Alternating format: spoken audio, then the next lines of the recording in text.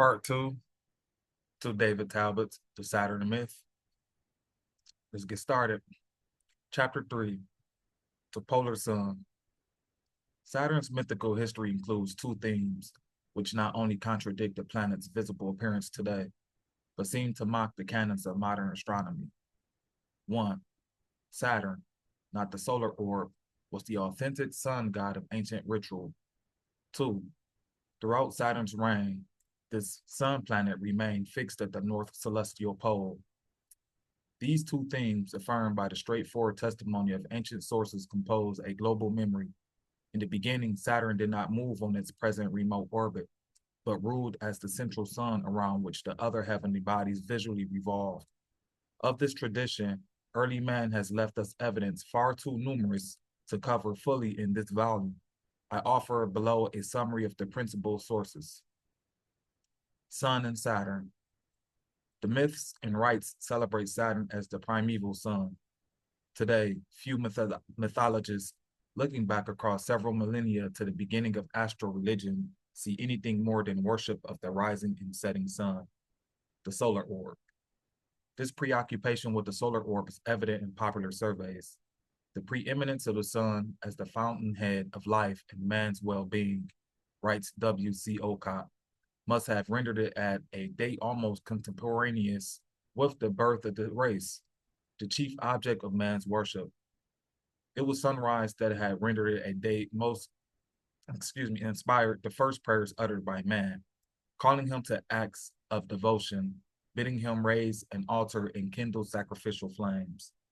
Before the sun's all-glorious shrine, the first men knelt and raised their voices in praise and supplication, fully confirmed in the belief that their prayers were heard and answered. Not without reason do scholars identify the Greek Helios, Assyrian Shamash, or the Egyptian Ra with the solar orb. Can it be doubted that Helios, radiating light from his brow and mounted on a fiery chariot, is our sun? That Helios became the Greek word for the solar orb is beyond dispute. In Egypt, countless hymns to the sun god Ra, I'm gonna repeat that. In Egypt, countless hymns to the god Ra extolled him as the divine power opening the day. The lords of all lands praise Ra when he riseth at the beginning of each day. Ra is the great light who shineth in the heavens. Thou art glorious by reason of the splendors. Such imagery would seem to leave no question as to God's solar character. Yet, if the preceding analysis of the Great Father is correct, Ra, or Atum, is not the solar orb, but the planet Saturn. The golden age of Ra was the age of An, Yama, or Kronos. One thus finds of interest in Egyptian Astrakhan, 1st century BC, cited by Franz Boll. The Astrakhan identifies the planet Saturn as the great god Ra. Taken alone, this identification could only appear as a very late anomaly, divorced from any solid tradition. But many scholars notice that among the Greeks and Latins, there prevailed a mysterious confusion of the sun, Greek Helios, Latin Sol, with the outermost planet. Thus, the expression star of Helios, or star of Sol, was applied to Saturn, though the Greek Chronos was the Latin Saturn Nanus, which gives Chronos as the Arab name of the sun. Hyginus, in the beginning, the planets names first Jupiter, then the planet of Sol, others say of Saturn. Why was the planet most distant from the sun called both Sun and Saturn? Concerning the confusion of the sun and Saturn among classical writers, a simple explanation was offered. The Greek name Helios so closely resembles the Greek transliteration of the Phoenician El that classical authors confuse the two gods, since El is the Greek Kronos, and so translated by Philo, Kronos, Saturn, came to be confused with Helios, the sun. Yet as noted by Boll, the identification is more widespread than generally acknowledged, and is much more than a misunderstanding of names. The confusion is also far older than Philo, who lived in the 1st century of the Christian era, and the eponymous of Plato, who lived in the 5th and 4th centuries BC.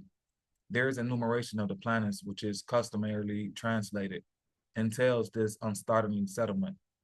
There remain then 3 stars planets, one of which is preeminent among them for slowness, and some call him Chronos.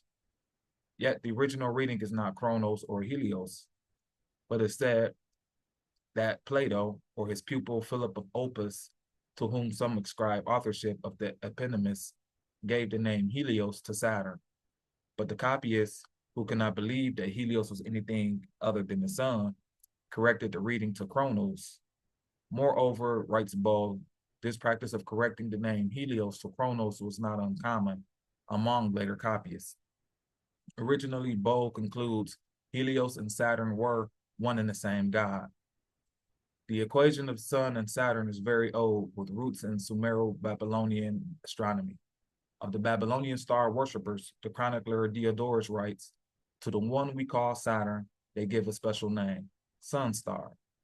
Among the Babylonians, the sun god par excellence was Shamash, the light of the gods, whom scholars uniformly identify with the solar orb.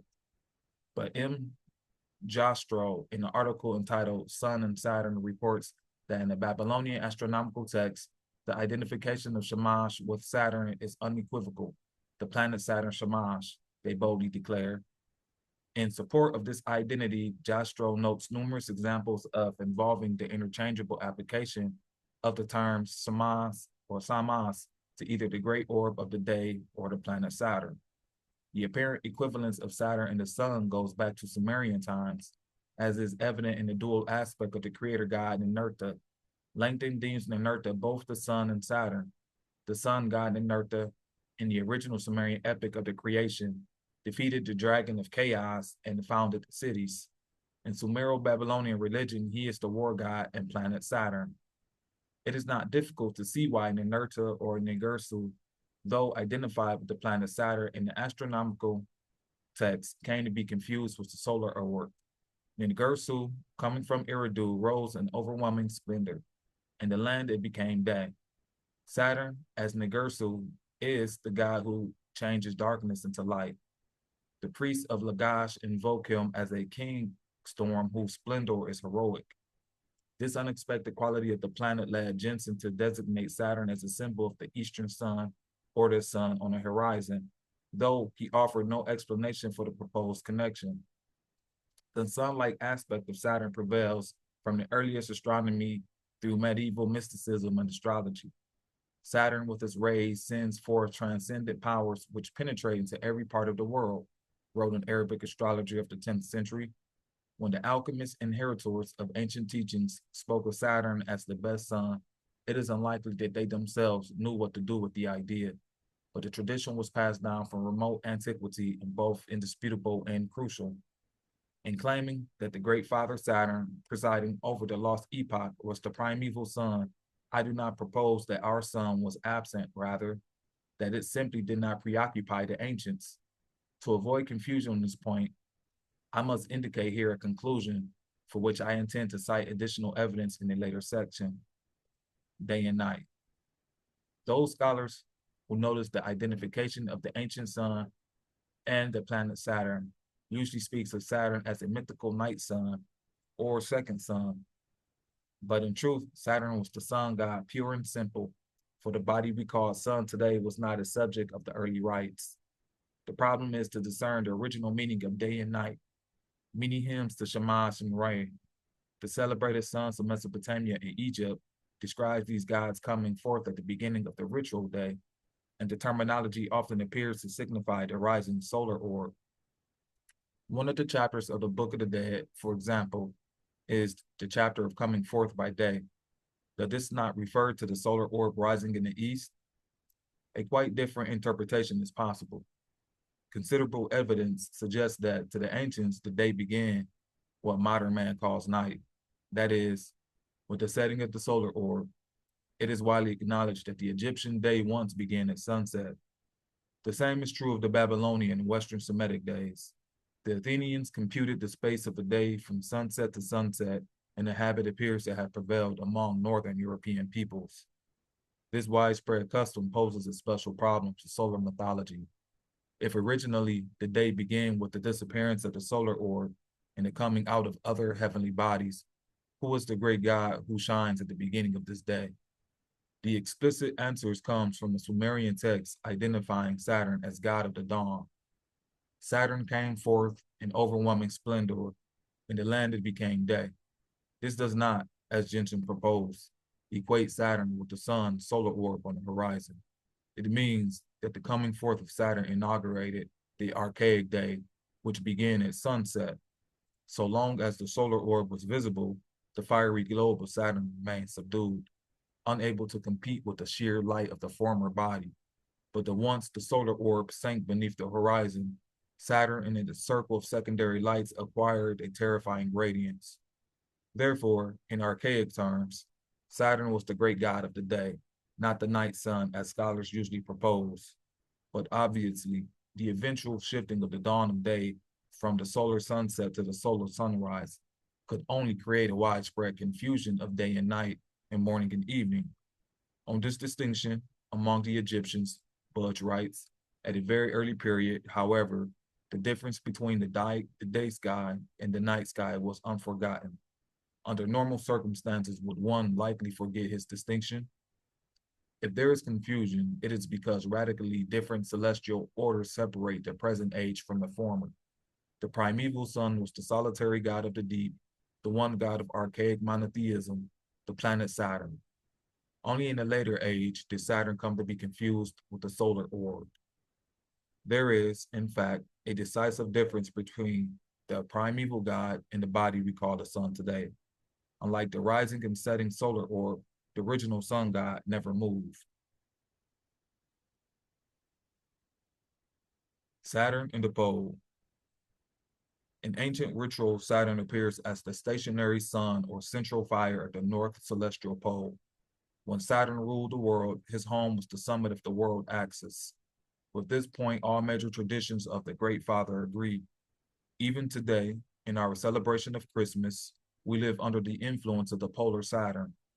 For, as Manly P. Hall observes, Saturn, the old man who lives at the North Pole and brings with him to the children often a sprig of evergreen, the Christmas tree, is familiar to the little folks under the name Santa Claus. Santa Claus descending yearly from his polar home to distribute gifts around the world is a muffled echo of the universal monarch, the primordial Osiris, Yama, or Kronos, spreading miraculous good fortune. His polar abode, which might appear as an esoteric aspect of the story, is in fact an ancient and central ingredient. Saturn, the best son and king of the world, ruled from the polar zenith. But while popular tradition located Santa Claus at the geographical pole, the earlier traditions placed his prototype, the universal monarch, at the celestial pole, the pivot of the revolving heavens. The home of the Great Father is the cosmic center, the heart, mist, or navel of heaven. As the Earth rotates on its axis, the northern stars wheel around a fixed point. While most stars rise and set like the sun and moon, the circumpolar stars, those which describe uninterrupted circles about a common center, never fall below the horizon. The invisible axis of the Earth's rotation leads directly to that central point, the celestial pole, around which the heavens visually turn. All of the ancient world looked upon the polar center as the middle place, resting place, or steadfast region occupied by the universal monarch. One of the first writers to recognize the pole as the special domain of the great god was W.F. Warren, who wrote in Paradise Found, published in 1885, "The religions of all ancient nations associate the abode of the supreme god with the North Pole, the center of heaven, or with the celestial space immediately surrounding it. Yet no writer on comparative theology has ever brought out the facts which establish this assertion." In the following years, a number of scholars, each focusing on different bodies of evidence, reached the same conclusion. The controversial and erratic Gerald Macy, in two large works, The Natural Genesis and Ancient Egypt, claimed that the religion and mythology of a polar god was first formulated by the priest astronomers of ancient Egypt and spread from Egypt to the rest of the world. In a general survey of ancient language, symbolism, and mythology, John O'Neill, the Knight of the Gods, insisted that mankind's oldest religion centered on the god of the celestial pole. Zelia Nuttall, and Fundamental Principles of Old and New World Civilizations, undertook an extensive review of ancient Mexican astronomy, concluding that the highest god was polar. From Mexico, she shifted to other civilizations, including the same unexpected role of a polar god. Reinforcing the surprising conclusions of the above researchers was the subsequent work of others, among them Uno Holberg, de Baume des Lebens, who documented the preeminence of the polar god in the ritual of Altek and in neighboring peoples, suggesting ancient origins in Hindu and Mesopotamian cosmologies. Leopold de Saussure, Les Origines de Astronomie Chinoise, who showed that primitive Chinese religion and astronomy honored the celestial pole as the home of the supreme god. René Guénon, Le Roi des Mondes, and Le Symbolisme de la Croix, who sought to outline a universal doctrine centering on the polar gods and principles of ancient man. That these and other researchers, each starting down a different path, arrived at much the same conclusion concerning a supreme polar god of antiquity should have been sufficient to provoke a reprisal of long-standing assumptions. It is possible that, as these writers claim, the ancient star worshippers paid great heed to a god of the pole, then to the solar orb. Rather than respond to the question, solar mythologists diplomatically ignored it, thereby assigning the above investigators to an undeserved obscurity. I want to reopen the question, but to approach it from a different perspective. Most of the aforementioned writers possessed a common, if unspoken, faith in the ceaseless regularity of the solar system, seeking to explain the polar god in strictly familiar terms. The center of our revolving heavens is the celestial pole. The great god of the center and summit must have been the star closest to this cosmic pivot.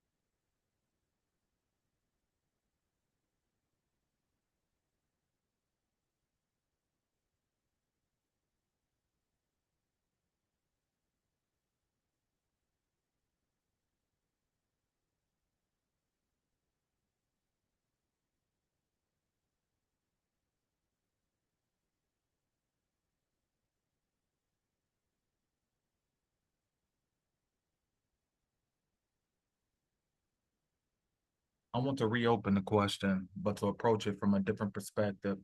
Most of the aforementioned writers possessed a common, if unspoken, faith in the ceaseless regularity of the solar system, seeking to explain the polar god in strictly familiar terms. The center of our revolving heavens is the celestial pole.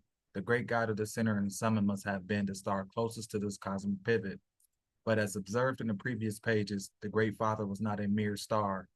He was the planet Saturn, recalled as the preeminent light of the heavens. Moreover, the Saturn myth states that the planet god resided at the celestial pole. In the myth, astronomy of many lands, Saturn's connection with the pole is direct and unequivocal. Chinese astronomers designated the celestial pole as the pivot, identifying the genie of the pivot as the planet Saturn. Saturn was believed to have his seat at the pole, reports G. Schlegel. This strange and unexplained image of Saturn caught the attention of de Saussure, one of the foremost experts on Chinese astronomy, who added an additional startling fact.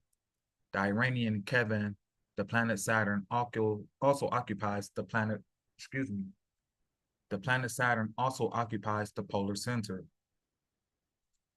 But the theme is older than Chinese or Iranian tradition, for it finds its first expression in the Sumero-Babylonian Anu, the highest god, acknowledged as the planet Saturn.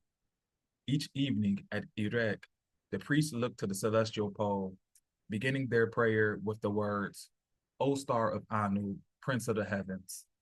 Saturn ruled from the summit of the world axis. I must note, however, that I am not the first to observe this general principle.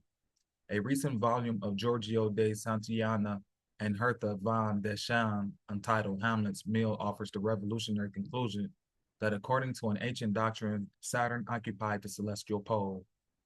But the authors, maintaining an unqualified attachment to the uniformitarian premise, exclude in advance any extraordinary changes in the solar system. Instead, they speak of Saturn's polar station as a figure of speech or astral allegory whose meaning remains to be penetrated. What, they ask, has Saturn, the far-out planet, to do with the pole? It is not in the line of modern astronomy to establish any link connecting the planets with Polaris, or with any star, indeed out of reach of the members of the zodiacal system. Yet such figures of speech were an essential part of the technical idiom of archaic astrology, and those experts in ancient cultures who could not understand such idioms had to remain helpless in the face of theory.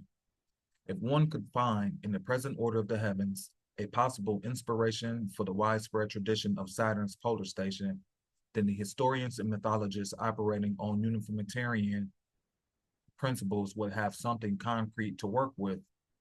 But the primordial age, as defined by universal accounts, stands in radical contrast to our own era. One can no more explain Saturn's ancient connection with the pole by reference to the present arrangements of the planets than one can explain, within the uniformitarian framework, Saturn's image as the universal monarch, the heaven man, or the primeval sun.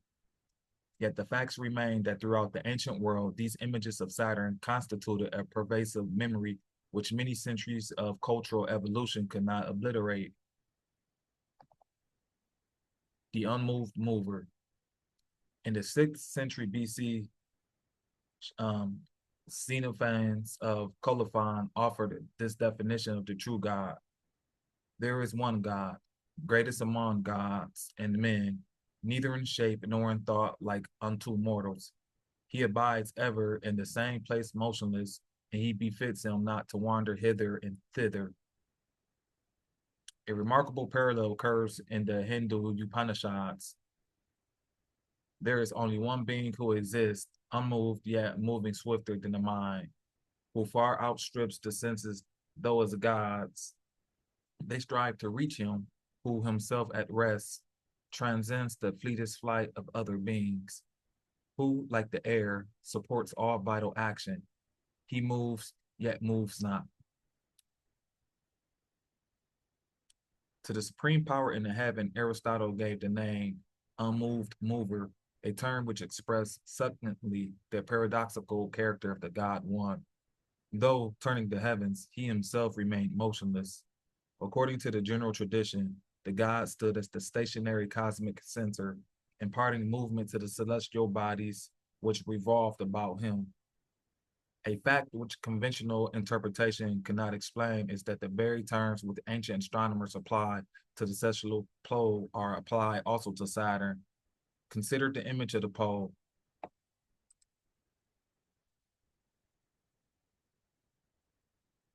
Hey, what's going on, bro? Say it again.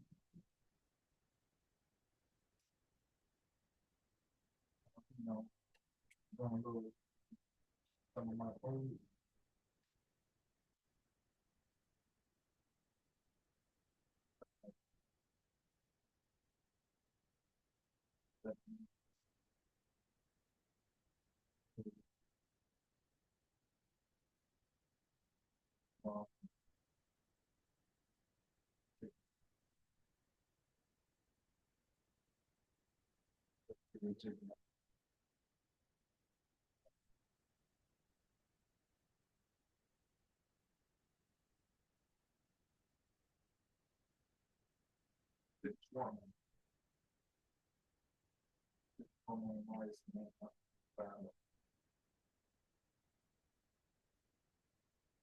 No, I haven't got it. I don't remember what it was about people frying, but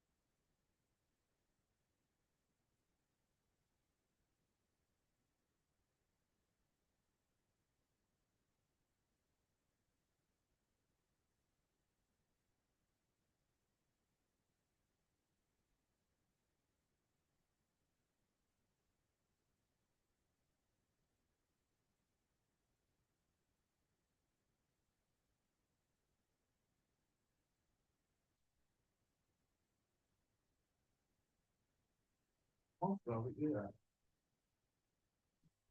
And most of it I was actually able to get done.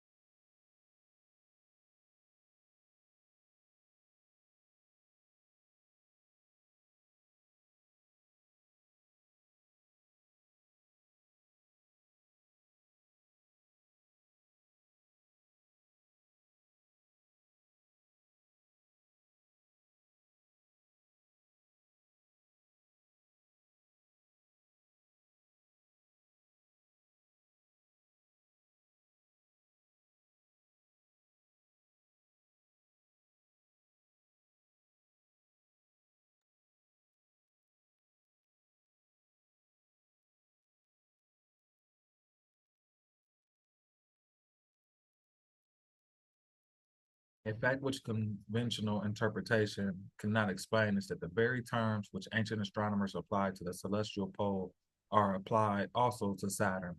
Consider the image of the pole.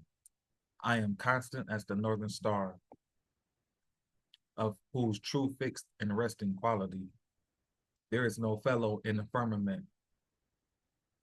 So declared Shakespeare Caesar. Many centuries before Shakespeare, Hip Hipparchus spoke of a certain star remaining ever at the same place. And this star is the pivot of the cosmos. Among the Chinese, the pole star is the star of the pivot. To the Polynesians, it is the immovable one. The Pawnee call it the star that stands still. This star, they say, is different from other stars because it never moves. To the Hindus, the star is Dhruva, firm. Consider now the image of the planet Saturn. In China, as noted above, Saturn rules the pivot. The Sumero-Babylonian Inurta, Saturn, is the god of the steady star and of repose. Enki, also the planet Saturn, is the motionless lord. Mythic teaching portrays the planet as the cosmic man, Eon, the resting god. The Sanchunathan's description of the Phoenician El, Saturn, the god flew while at rest and rested in flight. To this description, O'Neill responds, just the symbolism of the polar power whirling the heavens around, but ever reposing himself at the motionless center.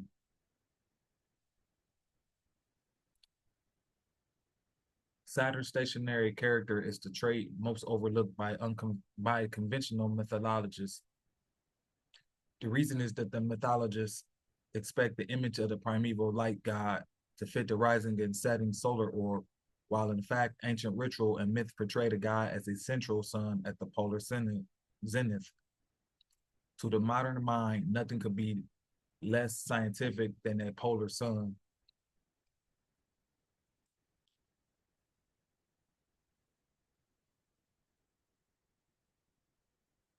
Yet the unmoving sun is the ancient tradition as noted by E.A.S. Butterworth. The primeval sun is not the natural sun of heaven, for it neither rises nor sets, but is, as it seems, ever at the zenith above the navel of the world. There are signs of an ambiguity between the polar star and the sun. If Butterworth is correct, we have a convergence of three vital truths. Saturn was the primeval sun. Saturn occupied the celestial pole. The primeval sun occupied the pole. Each of these points contradicts modern understanding, yet each finds verification in the independent research of specialists, none of whom seem to have been aware of the work of others. That is, De Santillana and Van de Scham, while documenting Saturn's connection with the pole, seem unaware of the planet's identity as sun. Jastrow and Bold, though perceiving the equation of Saturn and Sun, ignore Saturn's polar station. Butterworth, though recognizing the polar sun, fails to notice that he is dealing with the planet Saturn. On the tradition of the polar god or polar sun, numerous traditions concur.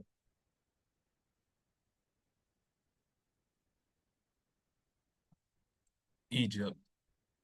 If there's an orthodoxy among Egyptologists, it is the belief that the Egyptian god or Egyptian great god has his inspiration in the rising and setting sun. Atum, Ra, Osiris, Horus, and Khepera, virtually all the great gods of the Egyptians, are explained as symbols of the solar orb, either the sun of day or the sun during its night journey. Because the Egyptian concept of the sun involves many complexities which might distract from the present general inquiry, I shall reserve many details for treatment in later sections. I cite below, however, a few of the evidences indicating the polar station of the Egyptian supreme god. 1.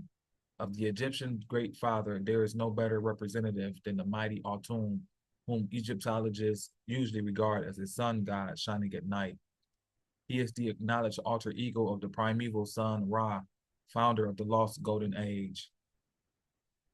The coffin texts say, the great god lives, fixed in the middle of the sky, upon his support.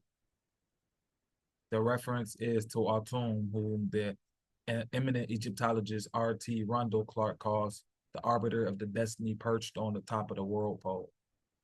The creation legend states that when Atum came forth alone in the beginning, he stood motionless in the cosmic sea. His epithet was the firm heart of the sky. To the Egyptians, states Enel, Atum was the was the chief or center of the movement of the universe. At the celestial pole, for the Egyptians knew the pole as the mist or heart of heaven, the single, immovable point around which the movement of the stars occurred. Clarke tells us that the celestial pole is that place or the great city. The various designations show how deeply it impressed the Egyptian imagination. If God is the governor of the universe and it revolves around an axis, then God must preside over the axis.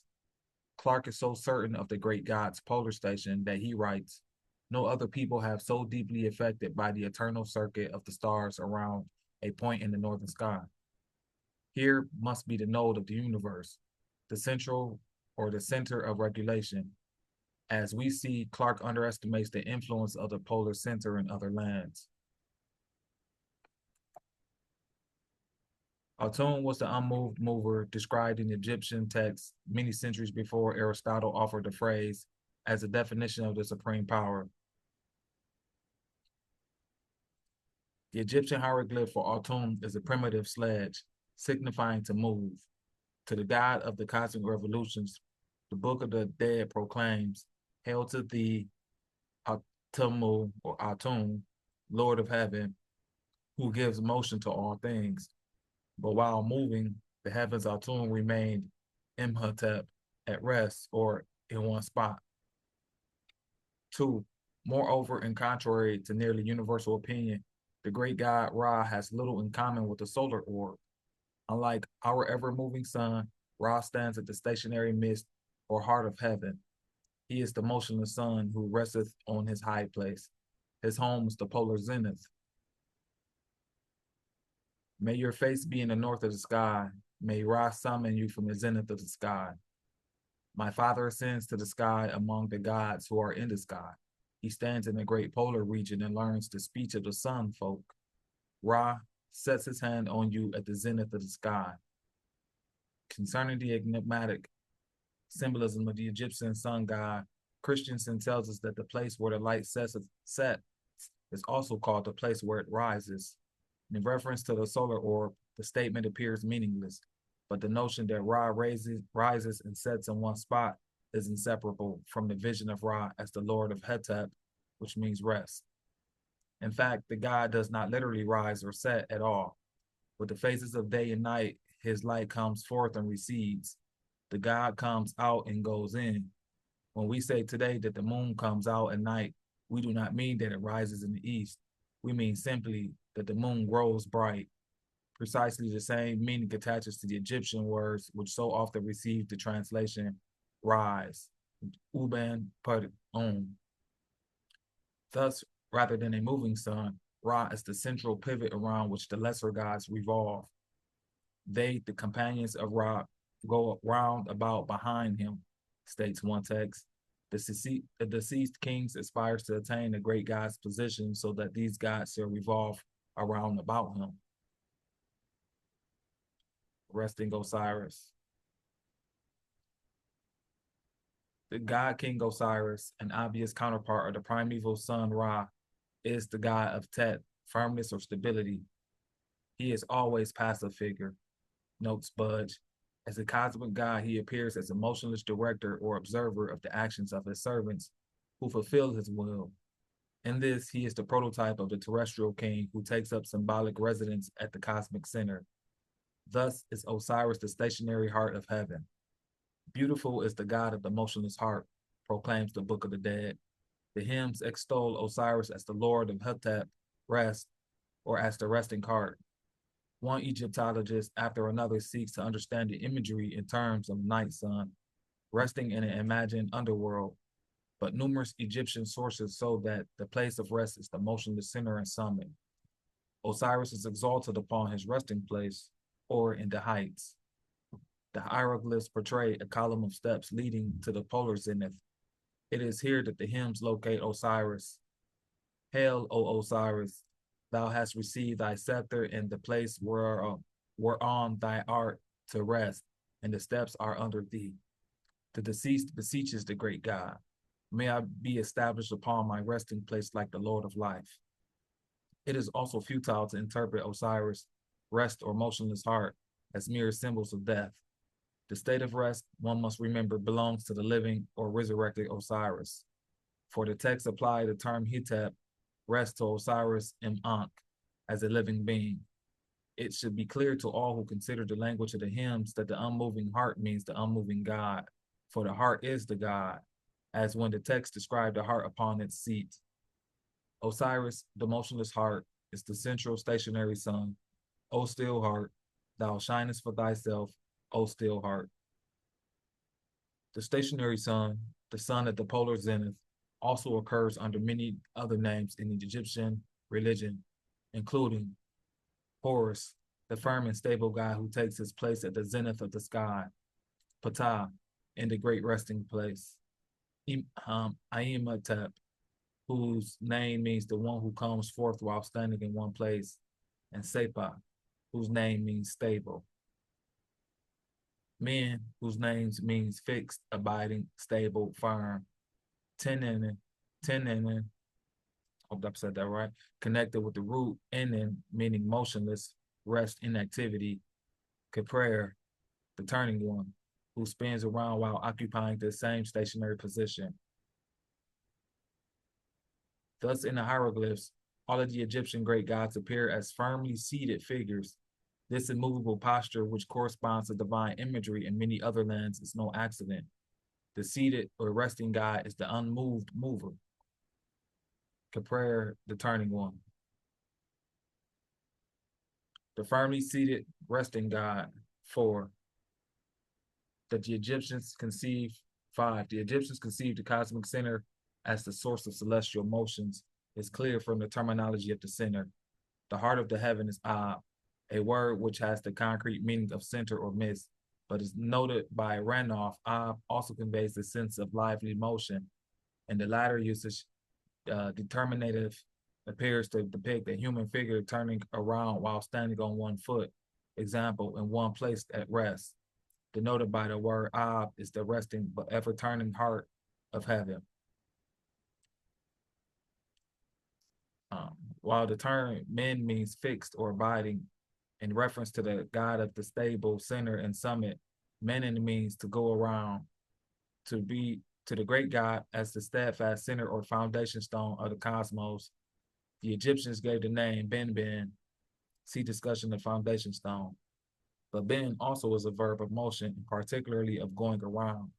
This dual, seemingly paradoxical relationship of motion and rest occurs throughout Egyptian texts and becomes intelligible only when one recognizes the central sun, the unmoved mover, as the source of the imagery.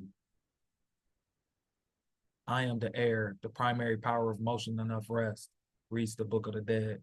Though the words have a modern sound, Randolph assures us that they express the literal sense of the hieroglyph text. It is in the root character of every polar god to move while at rest. Inseparable from the Egyptian motion of rest is the concept of silence. The motionless center of the heavens is the still place or region of silence. Our English word still accurately conveys the close relationship between the concepts unmoving and silent. The great God is king of the Tuat, noble body whose rest is complete in the region of silence. King Nan or King N is he who rests in the silent region. But those experts who connect the solar orb with the great God have nothing to say concerning such language.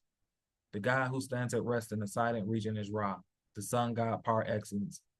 Yet the entire concept contradicts the image of our wandering sun. 7. What often prevents journalists from perceiving the stationary character of the primeval sun is the translator's unfortunate habit of substituting vague and intangible terms for literal meanings. Budge follows a common practice when he renders a hymn to Ra in these words: homage to thee, O thou who art in peace. From such terminology, one could hardly be expected to formulate a clear concept of the god, but the phrase in peace actually conceals a vital meaning. For the Egyptian original is Imhotep, Literally, the hymn celebrates the God who shines at rest or while standing in one place. In seeking to interpret Egyptian sources, I have found that specific literal and concrete meanings of the original text are uniformly preferable to the more general and abstract language, so often chosen by translators. Of this truth, the reader will find many examples in the following sections. Mesopotamia. Like the central sun of Egypt, the primeval light god of Sumero-Babylonian religion comes forth, shines and goes in, declines, diminishes, at the center or midst of heaven, Kerib Sami, Kabal Sami, which is also the zenith, Ilatu. In the center he made the zenith, states one text. Residing at the center and summit, the great god is the firm or steadfast light. The oldest representative of this stationary sun is the polar god Anu, and fills the sky with his radiant, even terrifying light. The terror of the splendor of Anu in the midst of heaven. Thus does Robert Brown Jr. term the polar god a nocturnal sun, lord of the night. All principal forms of An appear as stationary gods. Enki is the motionless lord and the god of stability. A broken Sumerian hymn in reference to Ninuraj, a former Ninurta, reads, whom the god of the steady star upon a foundation, to cause to repose in years of plenty. Failing to perceive the concrete meaning of such terms, solar mythologists, mythologists, because I had it right the first time, like to think of a place of repose as a hidden underworld beneath the earth, a dark region visited by the sun after it had set. But the place of the repose is no underworld.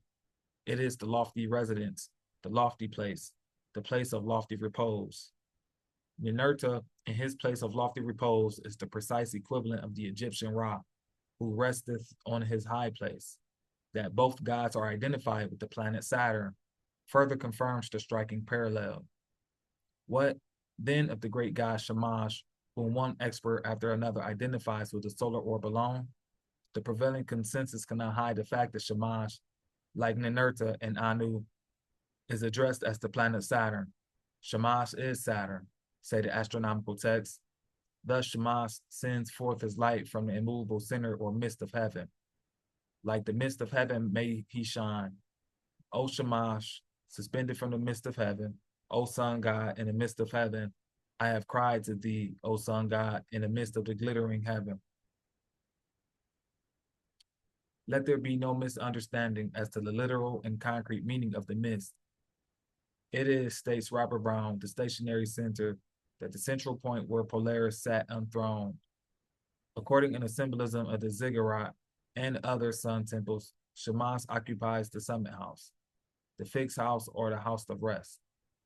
The top of the ziggurat, a symbolic model of the cosmos, is the light of Shamash, and at the heart of Shamash, denoting in the words of E.G. King, the pivot around which the highest heaven or sphere of the fixed stars revolved.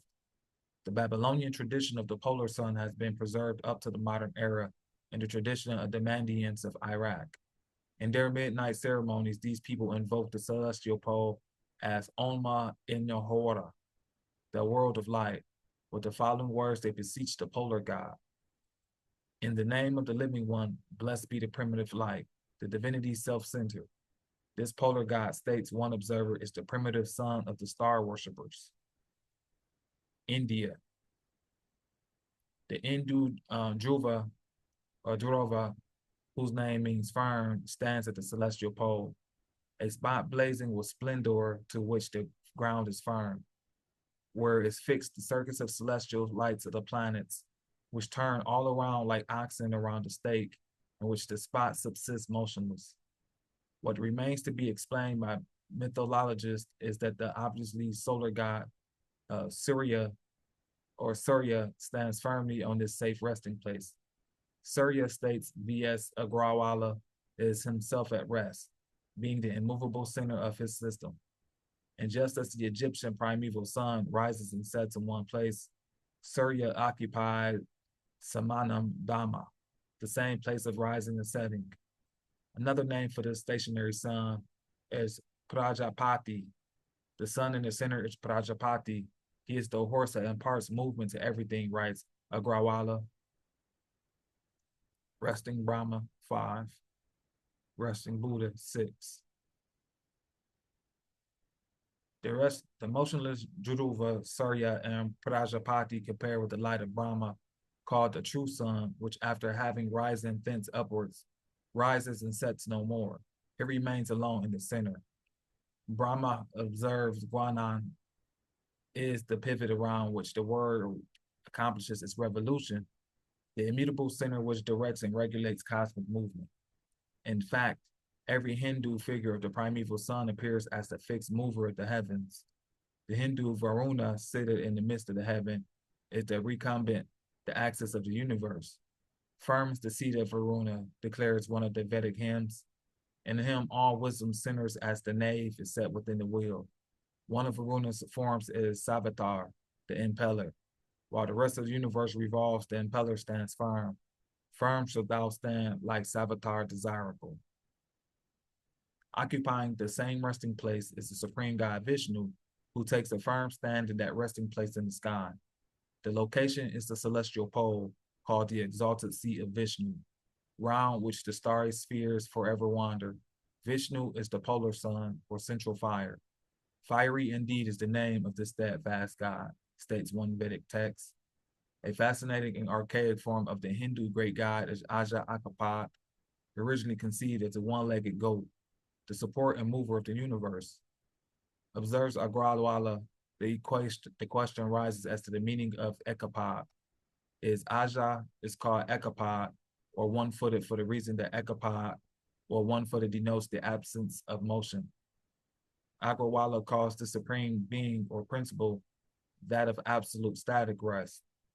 The principle of rest, writes the same author, is inexhaustible and the source of all motion.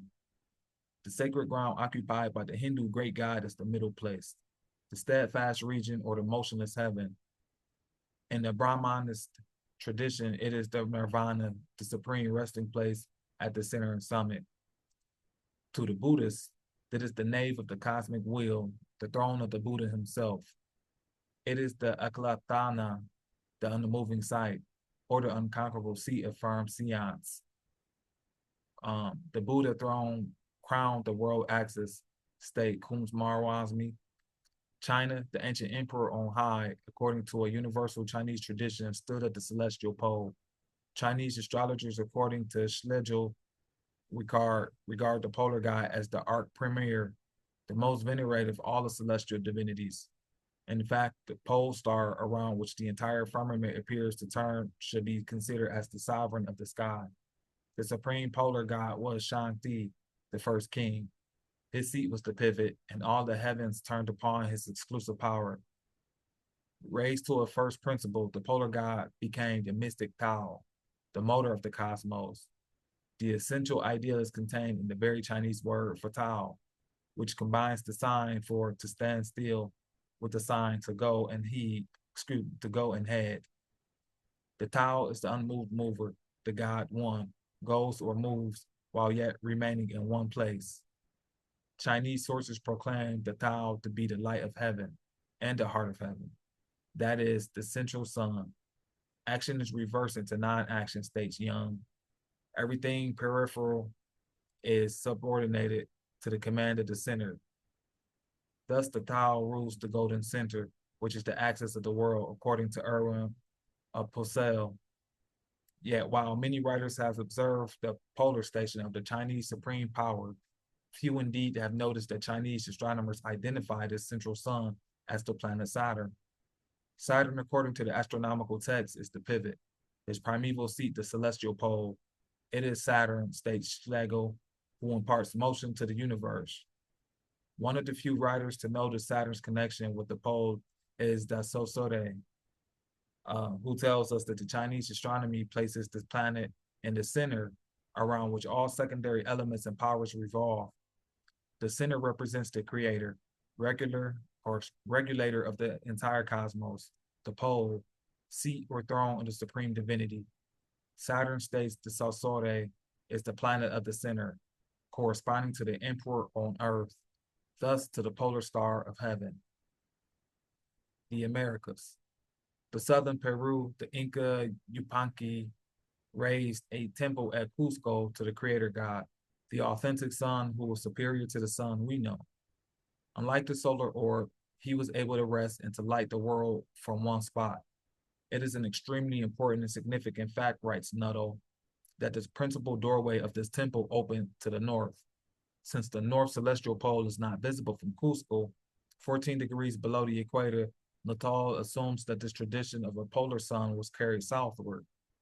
And in Mexico, a form of the central light is Tezcatlipoca, who, though said to personify the sun, yet resides at the pole, as does Quetzalcoatl, the sun, first king and founder of civilization, who Noatal priest said inaugurated the era of the center.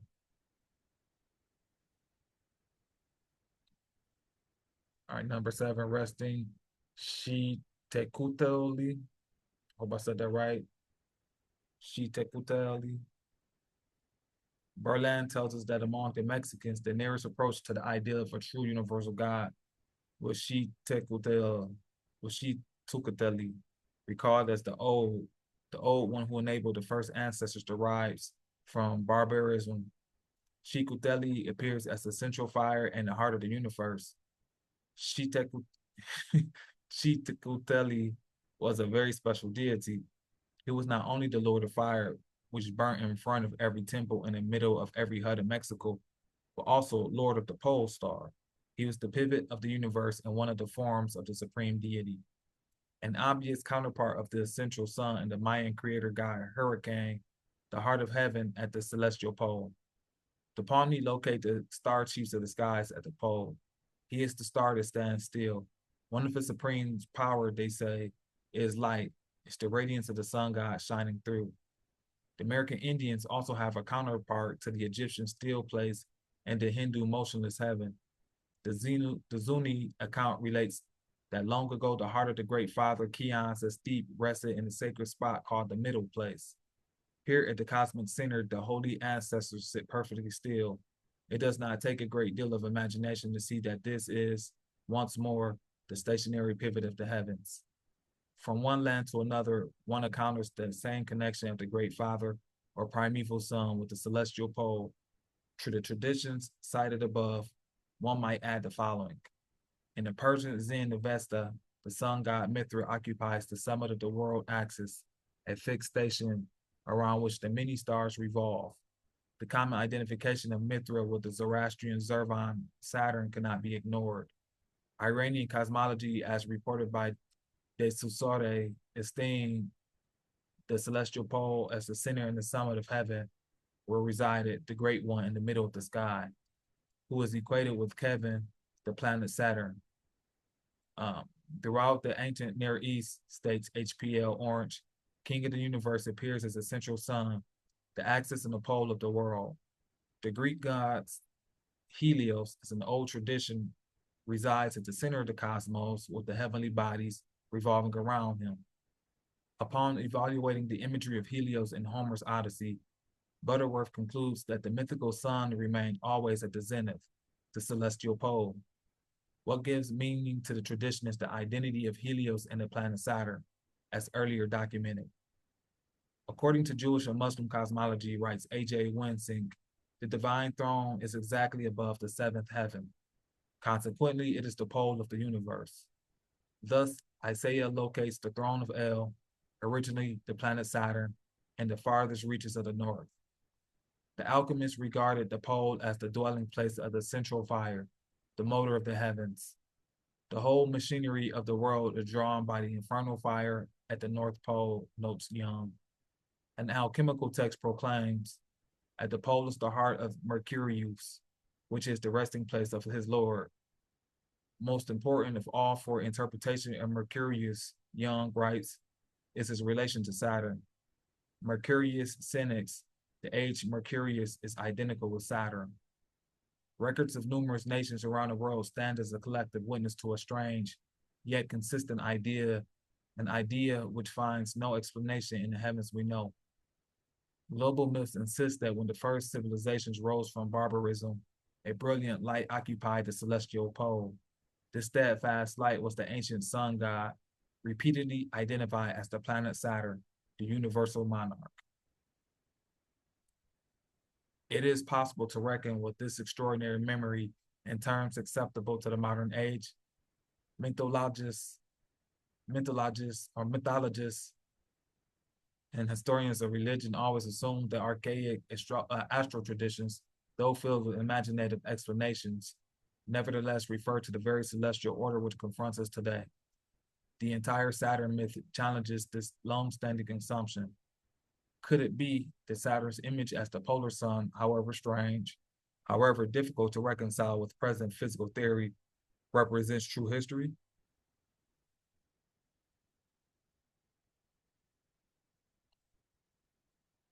Chapter 4, Saturn's Cosmos.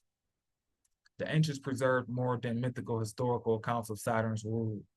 From one section of the world to another, the planet god's worshippers drew pictures of the Saturnian configuration, and these pictures become the universal signs and symbols of antiquity.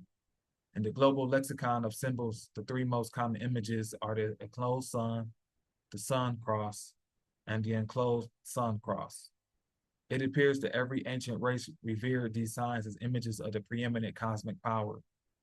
In Mesopotamia, Egypt, the signs occur in the earliest period. Prehistoric pottery and rock carvings from Crete, China, Scandinavia, Africa, Russia, Polynesia, and the Americas suggest that numerous ancient rites center on these simple forms, which became the most venerated images in their first hieroglyphic alphabets. But what did these signs signify to the ancients? With scarcely a dissenting voice, scholars routinely tag them as solar symbols. Sorry. They tell us that such renderings of the sun are perfectly natural. That is, they must be natural ways of representing the sun, because one sees the signs everywhere.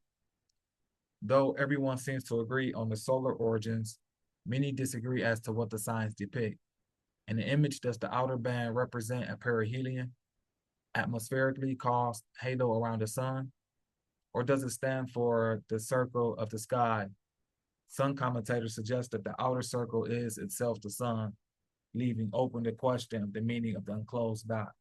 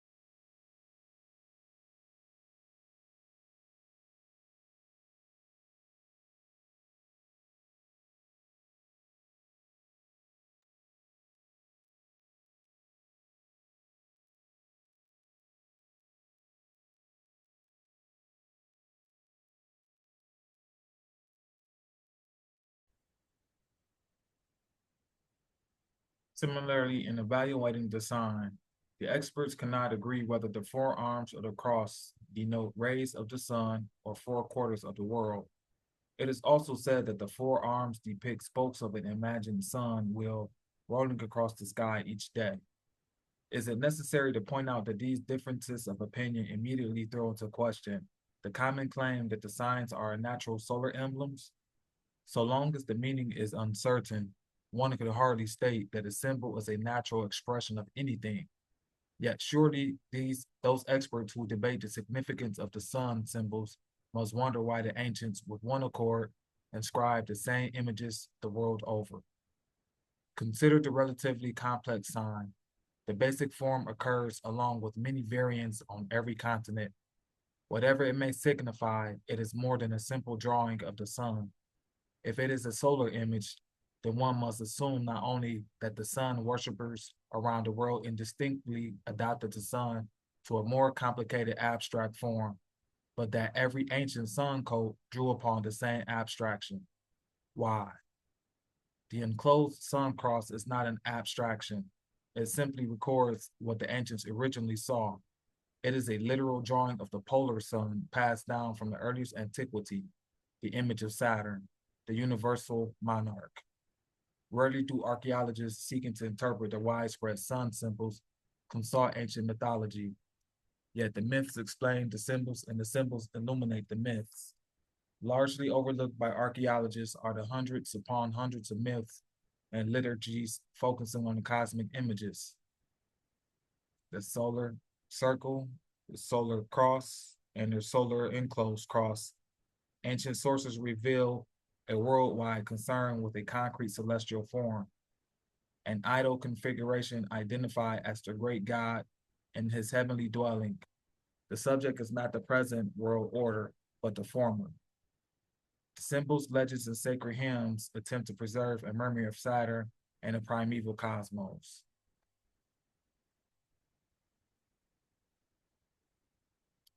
The enclosed sun. When Saturn appeared alone in the cosmic waters, a brilliant band congealed around the god at his celestial island. This band was the original cosmos, often portrayed as a revolving egg, a coil of rope, a belt, or a shield enclosing the central sun. And we'll stop it at this point, part 2.